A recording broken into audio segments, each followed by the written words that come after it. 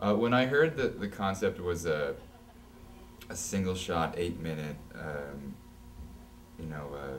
all backwards, all acting backwards, walking backwards, talking backwards, I thought that is the most retarded idea ever, and I need to be in that if it's gonna happen.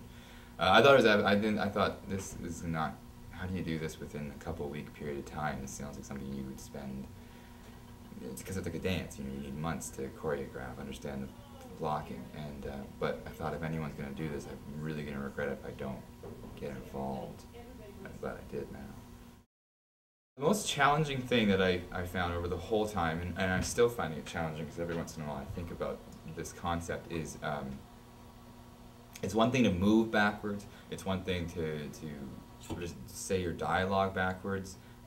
What was the biggest hurdle, which was something I felt was important still, was actually going through the emotions, actually tracking reaction and cause in reverse, and trying to be as genuine and faithful to those moments for the characters.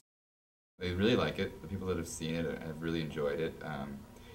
They don't understand it yet, and trying to explain it is trying to explain this film to somebody is the best way of getting someone to go cross-eyed.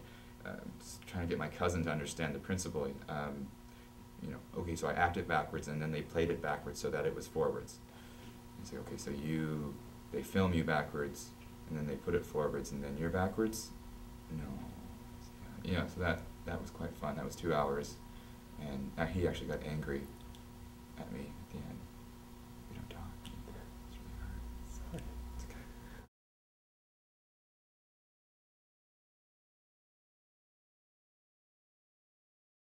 Walking into audition for this film, well, first of all, I didn't walk in to audition for Breve. Um, in fact, the role that I auditioned for it was cast as a male actor, Carrie, the junkie whore. The rehearsal process for me was excruciating. uh, Again, everything is foreign and new and frustrating. The amount of times you have to, and repetitive, because that's all we were trying to do it all in one take. So we had to be able to produce quickly and correctly. So it was draining. It took a lot. It took a lot out of me. But again, in the end, when you get to see the film, it's pretty cool.